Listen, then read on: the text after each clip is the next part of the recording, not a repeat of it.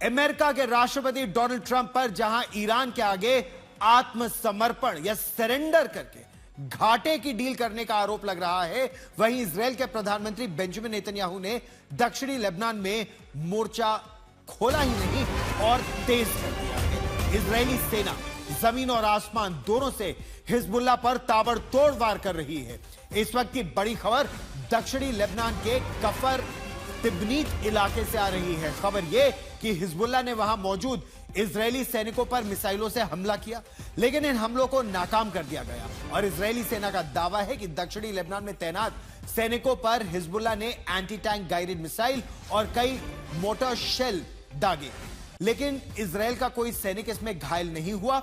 Israel की सेना का दावा यह है कि उसने दक्षिणी लेबनान में हिजबुल्लाह की ओर से दागे गए सभी रॉकेट को बीच में ही ध्वस्त कर दिया। लेकिन इसके अलावा देश भर में 4 अलग अलग घटनाओं में इजराइल की सेना ने कई आतंकवादियों की पहचान की जो गाड़ियों में घूम रहे थे और इजराइल की तरफ बढ़ रहे थे, जिसे तुरंत खतरे के रूप में देखा गया। पहचान के बाद तुरंत एयरफोर्स ने जमीन पर मौजूद सैनिकों को निर्देश दिए और खतरे को मिटा देने वाला हमला किया गया। इजराइल सिर्फ हमलों से ही नहीं, अपने बयानों से भी डोनाल्ड ट्रंप की ईरान के साथ हुई डील पर पलीता लगा रहा है। कल इजराइल के प्रधानमंत्री बेंजामिन नेतन्याहू ने अमेरिका और ईरान की डील पर चुप्पी तोड़ी तो डोनाल्ड ट्रंप को उन्होंने एक बड़ा झटका दे दिया। इजराइल के प्रधानमंत्री बेंजामिन नेतन्याहू ने साफ कह दिया है कि इजराइल इस समझौते में शामिल नहीं है। ईरान जहां यह मांग कर रहा है कि लेबनान पर भी युद्ध विराम हो, हर मोर्चे पर स्थायी युद्ध विराम हो, वहां से इजराइल अपनी सेना पीछे हटा ले, वहीं इजराइल के प्रधानमंत्री बेंजामिन नेतन्याहू ने साफ कर दिया है कि वो लेबनान से अपनी सेना नहीं हटाएंगे। बेंजामिन नेतन्याहू ने कहा कि संघर्ष इजराइल के लिए अभी खत्म नहीं हुआ है। उन्होंने दो टूक कहा कि डोनाल्ड ट्रंप और उनके बीच अगर मतभेद हैं तो कई बार वो उनसे सहमत नहीं रहते। डोनाल्ड ट्रंप के लिए इस डील को लागू करना बेहद मुश्किल हो जाएगा। ट्रंप जहां युद्ध खत्म कर शांति समझौते की बात कर रहे हैं, वहीं मध्य पूर्व में उनके सबसे करीबी सहयोगी बेंजामिन नेतन्याहू खुलेआम अपना रास्ता और अपने देश की सुरक्षा को अलग कर चुके हैं। डील के बाद पहले संबोधन में बेंजामिन नेतन्याहू ने क्या कहा, यह हम आपको विस्तार से सुनाएंगे, क्योंकि उनका यह कहना है कि जब तक ईरान और ईरान के साथ साथ हिजबुल्लाह, हमास और हूथी इजराइल के लोगों का अंत चाहते हैं, तब तक वो खतरे को मिटाने के लिए हर संभव प्रयास करेंगे। तो दुनिया जानती है कि अमेरिका की मदद के बिना इजराइल के लिए कम से कम ईरान और उसके आतंकवादियों के खिलाफ जो जंग है उसे जारी रखना बेहद कठिन हो जाएगा, और वो भी एक लंबे समय के लिए। तो फिर क्या इजराइल के प्रधानमंत्री बेंजामिन नेतन्याहू ने डोनाल्ड ट्रंप से अपना रास्ता अलग कर लिया है, और अगर हां तो ऐसा क्यों किया? दरअसल इसके पीछे इजराइल की घरेलू राजनीति भी है, और यह हम आपको विस्तार से समझाते हैं कि इस समय इजराइल के प्रधानमंत्री बेंजामिन नेतन्याहू की दरअसल मजबूरी है क्या घरेलू मोर्चे पर, और वो भी उस वर्ष में जब चुनाव होने वाले हैं। यानी इजराइल में जो चुनाव होने वाले हैं वहां डोनाल्ड ट्रंप के साथ, डोनाल्ड ट्रंप अमेरिका में घिरे हुए हैं मध्यावधि चुनाव के से पहले, और यहां पर बेंजामिन नेतन्याहू अपने देश में घिरे हुए हैं। क्यों? क्योंकि जो कट्टर राष्ट्रवादी हैं उनकी देश में और जो धुर दक्षिणपंथी हैं उनके समर्थन से ही बेंजामिन नेतन्याहू की सरकार चल रही है। यह उनकी सबसे बड़ी समस्या है। उनके जो आंतरिक सुरक्षा के मंत्री हैं बेन गवीर और जो इजराइल के वित्त मंत्री हैं स्मोट्रिच, वो ईरान और अमेरिका की डील को खारिज कर हिजबुल्लाह के खात्मे तक युद्ध इस बात पर अड़े हैं। और इसी साल अक्टूबर में चुनाव होने वाले हैं इजराइल में।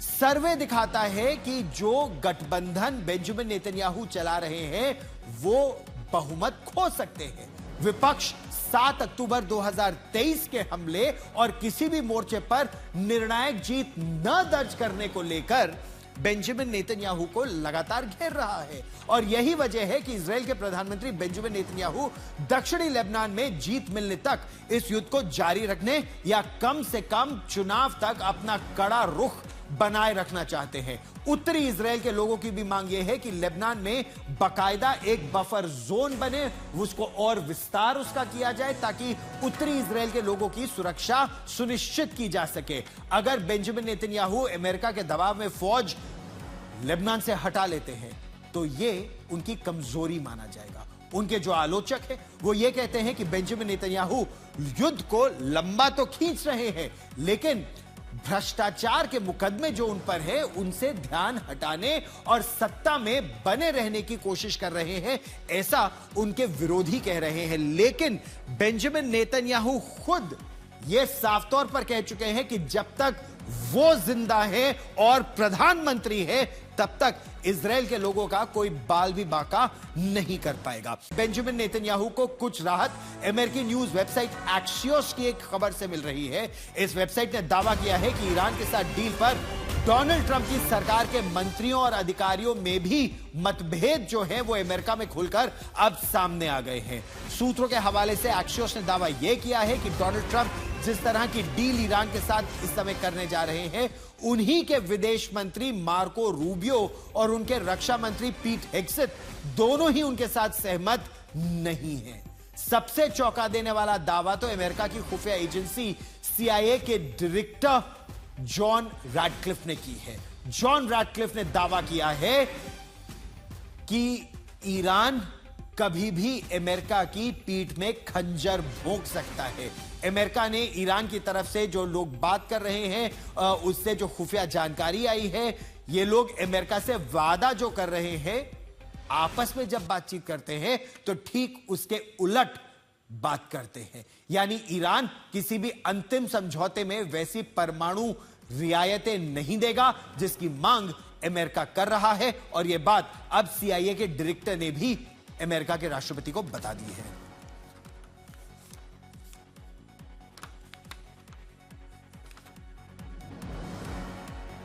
और आइए अब हम आपको बता दें हैं कि डोनाल्ड ट्रंप की जो टीम है उसमें कौन कौन डील के साथ है और कौन कौन डोनाल्ड ट्रंप को सचेत कर रहे हैं कि ये उनके खिलाफ जा सकती है। डील के खिलाफ अगर सबसे प्रमुख आवाज की बात करें और जो इंटेलिजेंस के आधार पर ये कह रहे हैं, वो है अमेरिका में CIA के निदेशक जॉन रैडक्लिफ। उनके अलावा अमेरिका के सेक्रेटरी ऑफ स्टेट या विदेश मंत्री मार्को रूबियो और सेक्रेटरी ऑफ वॉर पीट हेग्सेथ दोनों ही उस MOU के खिलाफ है जिस पर शुक्रवार को जिनीवा में दस्तखत होने वाले हैं। और अमेरिका और ईरान के बीच JD वैंस जो अमेरिका के उपराष्ट्रपति हैं, उनके मुताबिक इलेक्ट्रॉनिकली सिग्नेचर हो चुका है। लेकिन इस डील को समर्थन भी मिल रहा है और समर्थन उपराष्ट्रपति JD वैंस, जिन्हें उम्मीद है कि यह डील न केवल कामयाब होगी बल्कि मध्य पूर्व में शांति आ सकेगी। उनके अलावा राष्ट्रपति ट्रंप के जो विशेष दूत हैं स्टीव विटकोफ और उनके जो दामाद हैं यानी राष्ट्रपति ट्रंप के दामाद जैरेड कुशनर, वो भी इस डील के साथ हैं।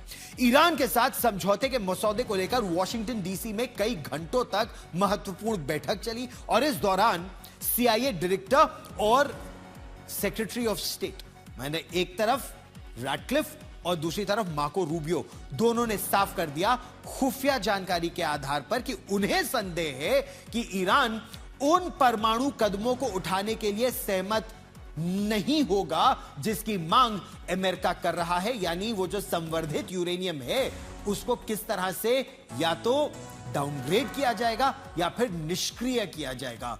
मतभेद तो डोनाल्ड ट्रंप और JD वैंस के बीच में भी है, ऐसी खबरें अमेरिका से आ रही हैं।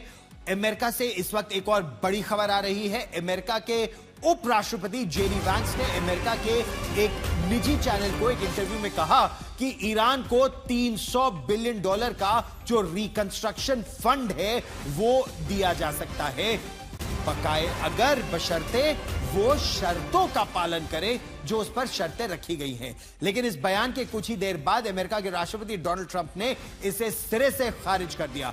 डोनाल्ड ट्रंप ने अपने पोस्ट में लिखा कि ईरान को $300 मिलियन की जो बात देने की बात की जा रही है वो फेक न्यूज है जो डेमोक्रेट्स फैला रहे हैं, जबकि हकीकत यह थी कि खुद उनके उपराष्ट्रपति JD वैंस ने अमेरिका के एक टीवी चैनल पर एक वीडियो बयान दिया जिसमें इंटरव्यू के दौरान उन्होंने यह बात कही। अमेरिका और ईरान के बीच जिस परमाणु समझौते को लेकर राष्ट्रपति डोनाल्ड ट्रंप अपने ही रिपब्लिकन खेमे में निशाना बनते जा रहे हैं, जो उनके आलोचक हैं और जो विदेश नीति के जानकार हैं उनका दावा यह है कि ईरान की कोशिश इस समय यह है कि युद्ध टाल दिया जाए, और यही कोशिश है अमेरिका के राष्ट्रपति डोनाल्ड ट्रंप की भी।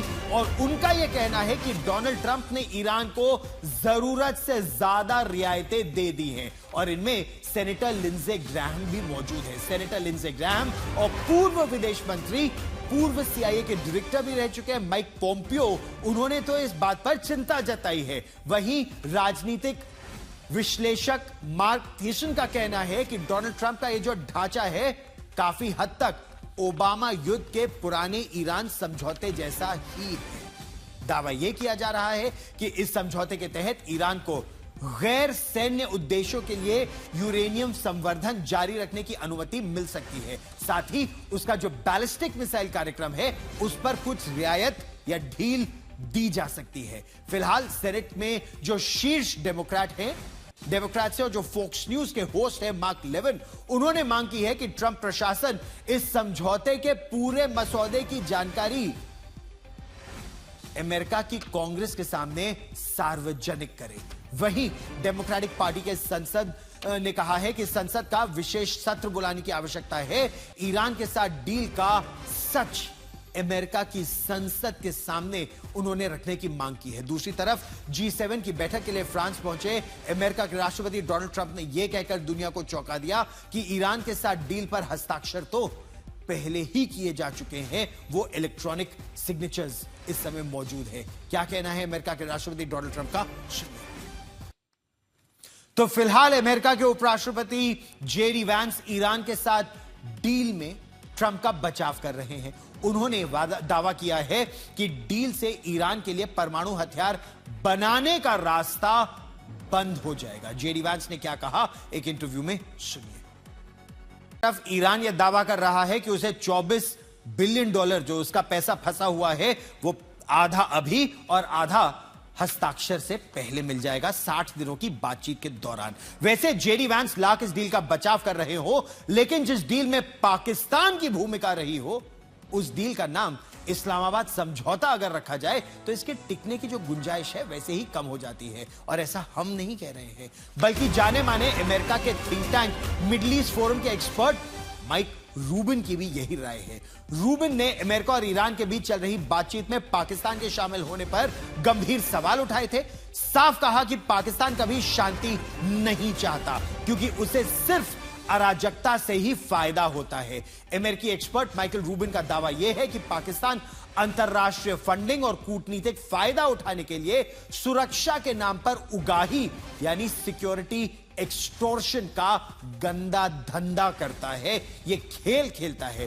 रूबिन ने बेहद तीखा हमला करते हुए कहा कि पाकिस्तान पहले खुद ही संकट पैदा करता है, इलाके में अस्थिरता फैलाता है और फिर शांति का मसीहा बनकर अंतरराष्ट्रीय समुदाय से कूटनीतिक और वित्तीय मलाई खाने की कोशिश करता है। सुनिए। अराजकता फैलाने वाला पाकिस्तान बहुत जल्दी पाक अधिकृत जम्मू और कश्मीर से हाथ धो सकता है। पाकिस्तान के कब्जे वाले जम्मू और कश्मीर से इस वक्त एक बड़ी खबर आ रही है। POK में पाकिस्तानी कब्जे के खिलाफ प्रदर्शन की कमान संभाल रहे सरदार अमन ने पाकिस्तान को बड़ी चेतावनी दे दी है। उन्होंने कहा कि अगर पाकिस्तान पाक अधिकृत जम्मू और कश्मीर में खाने और जरूरी सामान की सप्लाई को रोकता है तो व्यापार के दूसरे रास्ते भी मौजूद हैं और उन्हें खोल दिया जाएगा। यानी दो टूक उन्होंने कहा कि पाक अधिकृत जम्मू और कश्मीर भारत के साथ व्यापार करना शुरू कर देगा। सरदार अमन कश्मीर ने पाकिस्तान को कहा कि हम जाने कश्मीर जाने हिंदुस्तान जाने, इसमें तुम्हारा क्या काम। उन्होंने यह भी कहा कि पाकिस्तान की सब्सिडी वो पाकिस्तान के मुंह पर मारते हैं। इस खबर पर रहेगी नजर। G7 में भाग लेने के लिए प्रधानमंत्री नरेंद्र मोदी फ्रांस के लियोन शहर पहुंच चुके हैं। आज सवेरे वो स्लोवाकिया से पहले जिनीवा के लिए रवाना हुए और फिर जिनीवा से फ्रांस पहुंचे। आज शाम को पहले वो G7 शिखर सम्मेलन में भाग लेंगे। इसके बाद 3 अलग अलग देशों के साथ उनकी द्विपक्षीय बातचीत होगी और बहुत महत्वपूर्ण उनकी यह द्विपक्षीय बातचीत है यूनाइटेड किंगडम के प्रधानमंत्री कियर स्टारमर के साथ, कनाडा के प्रधानमंत्री मार्क कार्नी के साथ और संयुक्त अरब अमीरात के राष्ट्रपति शेख मोहम्मद बिन जायद अल नहयान, जो उनके अभिन्न मित्र भी हैं, उनके साथ भी प्रधानमंत्री नरेंद्र मोदी की यह बहुत महत्वपूर्ण बैठक होगी।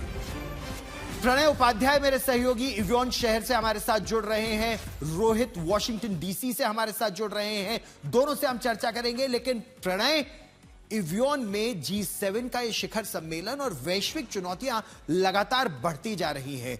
जब G7 के देश आपस में चर्चा करते हैं तो इस समय उनके बीच तनाव भी बहुत ज्यादा है, लेकिन प्रधानमंत्री नरेंद्र मोदी का यहां होना और ग्लोबल साउथ की वो जो बात रखेंगे, सबसे महत्वपूर्ण क्या क्या वो मुद्दे हैं जो प्रधानमंत्री उठाएंगे? देखिए गौरव, फ्रांस के एवियन लेबा में हो रही ये जो G7 की शिखर बैठक है, ये सबसे बड़ी परीक्षा है। खास तौर पर अगर आप देखें तो G7 की क्रेडिबिलिटी और उसकी यूनिटी, यानी उनकी साख और उनकी एकता पर इस समय बहुत सारे प्रश्न चिन्ह लगे हुए हैं, क्योंकि दुनिया एक उथल पुथल के दौर से गुजर रही है। 2 जंगों से दुनिया को उसके दुष्प्रभावों से कैसे बचाया जाए, ये सबसे बड़ा मुद्दा है, चाहे वो ऊर्जा संकट का मामला हो या आर्थिक संकट का मामला। G7 जो कि दुनिया की लगभग 50 ट्रिलियन की अर्थव्यवस्था को कंट्रोल करते हैं, यानी दुनिया की अगर आप देखें तो G7 और उसके डायलॉग पार्टनर मिला के दुनिया का कुल जमा 70% जो कैपिटल है वो इन देशों के पास में है, जिसमें भारत भी शामिल है। तो उन देशों के बीच में जो मुद्दे हैं कि ऊर्जा संकट को कैसे सुलझाया जा सकता है, इसीलिए फ्रांस ने एक विशेष सत्र की मेजबानी की है जो इस समय चल रहा है, जो कि खाड़ी के देशों के साथ है। उसके लिए यूएई के प्रेसिडेंट शेख मोहम्मद बिन जायद अल नाहयान यहाँ पर हैं, कतर के अमीर यहाँ पे हैं, सऊदी अरब का भी प्रतिनिधित्व है। तो ये तमाम देश हैं जिनके साथ में ऊर्जा संकट को कैसे सुलझाया जाए। राष्ट्रपति डोनाल्ड ट्रंप ने इस G7 की शिखर बैठक से पहले एक राहत की खबर दी कि ईरान और अमेरिका के बीच में डील होने जा रही है, जो इस एवियन से ही थोड़ी ही दूर पर, यानी जेनेवा झील के उस पार जिनेवा के अंदर दस्तखत होंगे उसके ऊपर फ्राइडे को। लेकिन उससे पहले इस बैठक के अंदर प्रधानमंत्री मोदी का सबसे बड़ा मुद्दा होगा कि ऊर्जा संकट को किस तरीके से सुलझाया जाए ताकि जो विकासशील देश हैं उनकी आर्थिक रफ्तार प्रभावित न हो।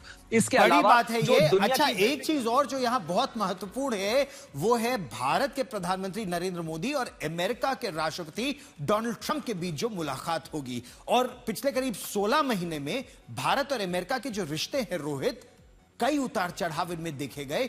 इस बैठक को उस दृष्टि से 16 महीनों बाद कितना महत्वपूर्ण माना जा रहा है? अमेरिका में इसके बारे में क्या सोच है? देखिए, बहुत इंपॉर्टेंट है ये मीटिंग। हम बार बार कहते आए हैं कि किस तरह से जो रिलेशनशिप है फरवरी 2015 के बाद जब प्रधानमंत्री अमेरिका में आए थे, उसके बाद से काफी ज्यादा फ्लूइड रही है। एक हम ये नहीं कह सकते कि सब कुछ सही चला है और सही ढंग से चला है। हालांकि इस जनवरी से हमने देखा है कि रिलेशनशिप में फिर से एक हम कैसे उसने रफ्तार पकड़ी है। सेक्रेटरी मार्को रूबियो पिछले महीने 3 हफ्ते पहले भारत में थे, तो कहीं ना कहीं लगता ये मानना जरूर चाहिए कि रिलेशनशिप जो है फिर से ट्रैक पे आ रही है। और अहम इसलिए भी है क्योंकि अब देखिए जिस तरह से अब डील अनाउंस की गई है ईरान के साथ, स्ट्रेट ऑफ हॉर्मुज को लेके 3 जो वॉर चल रहा था उसको लेके काफी इंपैक्ट रहा है भारत के ऊपर। काफी ऐसे मुद्दे हैं जिसपे दोनों नेता बात करने की कोशिश भी करेंगे, इंक्लूडिंग एनर्जी सिक्योरिटी और बाकी सारी चीजें। तो मुझे लगता है कि बहुत अहम समय पे ये मीटिंग हो रही है और बहुत जरूरी थी ये लीडरशिप लेवल मीटिंग, जो बायलैटरल मीटिंग होने वाली है प्रेसिडेंट डोनाल्ड ट्रंप के और प्रधानमंत्री मोदी के बीच में। ठीक, दुनिया के सामने इस समय चुनौतियां बहुत बड़ी हैं। G7 में अमेरिका और फ्रांस जैसी बड़ी ताकतें एक तरफ हैं, तो जापान, जर्मनी जैसी बड़ी अर्थव्यवस्थाएं भी हैं। अच्छा, ईरान का जो युद्ध है और दूसरी तरफ रूस और यूक्रेन का युद्ध, दोनों ही युद्ध, एक तरफ तो अब सीजफायर की बात चल रही है, लेकिन दूसरी तरफ युद्ध बढ़ता जा रहा है। दुनिया की हालत, दुनिया की अर्थव्यवस्था, ये कुछ ऐसे मुद्दे हैं जिस पर चर्चा यहां पर होगी। चुनौतियां बहुत हैं, लेकिन क्या G7 के पास समाधान है? भारत की यहां भूमिका बहुत महत्वपूर्ण मानी जा रही है।